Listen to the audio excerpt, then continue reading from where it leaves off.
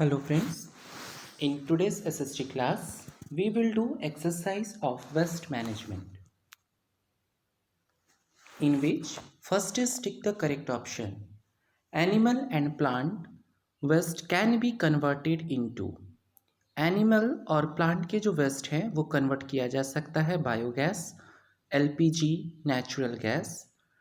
तो बेटा ये बायोगैस में होगा। जैसे हम लोग क्या करते हैं कि जो गाय की गोबर वगैरह होती है उससे बायोगैस बनाते हैं। अभी लास्ट की वीडियोस में आपने इसका डिटेल पढ़ा है। Second, it is the duty of to keep our surroundings clean and green, the government, citizens both. हमारे चारों तरफ के क्लाइमेट को, वातावरण को, सराउंडिंग्स को, इन्वायरमेंट को साफ सुथरा और हरा भरा रखने की जिम्मेदारी किसकी है? गवर्नमेंट की, सरकार की, सिटीजन्स, नागरिकों की, बोथ दोनों की। तो बेटा सराउंडिंग्स में चारों तरफ के इन्वायरमेंट को साफ सुथरा रखने की जिम्मेदारी हम दोनों की है, सरकार की भी और नागरिकों की भी। Third, it is easy to recycle plastic, fruits and vegetable peels both. नीचे 3 ऑप्शंस दिए हुए हैं, इसमें से बताइए कौन सा ऑब्जेक्ट को रिसाइकिल करने में आसानी होती है? A plastic, B fruits and vegetable peels. Fruits और वेजिटेबल पिल्स बायोडिग्रेडेबल वेस्ट हैं और इनको कंपोस्ट फॉर्म में कन्वर्ट किया जा सकता है, लेकिन रिसाइकिल नहीं किया जा सकता। बोथ दोनों ऑप्शन सही है, नहीं बी ऑप्शन सही नहीं है। The correct option is a plastic. Plastic का आसानी से रिसाइकिल किया जा सकता है। 4, construction waste can be used for filling ditches, building walls, making pots. Construction waste यानी कि जहाँ पे कंस्ट्रक्शन हो रहा होता है वहाँ से जो वेस्ट निकलता है, सीमेंट के टुकड़े, बालू, ईंटों के टुकड़े, इन सबों का इस्तेमाल कहाँ किया जा सकता है? गड्ढों को भरने में, दीवारें बनाने में, बर्तन बनाने में।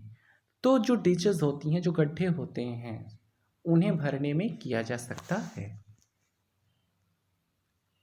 B, fill in the blanks. Here the some words are given in the help box and you have to fill these blanks with the help of these words. Human waste in open fields must be covered with in rural areas. जो गांव के क्षेत्र हैं, ग्रामीण क्षेत्र, वहाँ पे लोग जाते हैं और वेस्ट रिलीज़ करते हैं ओपन फील्ड में। लेकिन अगर फिर उस वेस्ट को ओपन रख दिया जाए तो वो फिर बीमारियाँ फैला सकती हैं। उस पर फ्लाइज, मॉस्किटोज बैठ के दूसरी जगह जाकर बीमारियाँ फैला सकते हैं। तो क्या करना चाहिए? उस पर मिट्टी या राख डालकर उसे ढक देना चाहिए। तो the correct option is soil. Second, recycling is beneficial for the. Recycling किसके लिए फ़ायदेमंद है? हमारे इन्वायरमेंट के लिए, कि पॉल्यूशन नहीं होता। Third, biodegradable waste can be use to make compost. Biodegradable waste जैसे peels of vegetables and fruits, shells of eggs, paper, ठीक है। तो इस तरह से बचा हुआ खाना, लेफ्ट ओवर फूड्स, तो इन सबों को हम लोग कंपोस्ट में कन्वर्ट कर सकते हैं। Waste disposal is important to keep our surrounding clean. ये जो कूड़ा करकट निकल रहा है, कचरा निकल रहा है, इन सबों को सही ढंग से ठिकाने लगाना हमारे आसपास के वातावरण को साफ सुथरा रखने के लिए बहुत ज़रूरी है। The 4 rupees to reduce waste are reduce, reuse, recycle and rethink. The 4 rules होगा यहाँ पे, ठीक है। The 4 rules to reduce waste are reduce, reuse, recycle and rethink. कूड़े करकट को कम करने के लिए जो 4 रूल्स हैं, दैट इज reduce, कूड़े करकट को कम निकालें, कम उसको प्रोड्यूस करें। रीयूज़, अगर हो जाता है तो कोशिश करें कि उन चीज़ों को फेंकने के बजाय उनका फिर यूज़ करें। रिसाइकिल, अगर फेंक दिया है और वो यूज़ करने के लिए लायक नहीं है तो उसे रिसाइकलिंग के लिए भेज दें। रीथिंक, और फिर से सोचें कि हमें कूड़ा करकट जो निकल रहे हैं उसकी संख्या कम करनी है, कम फैलाना है और इन्वायरमेंट को साफ सुथरा रखना है।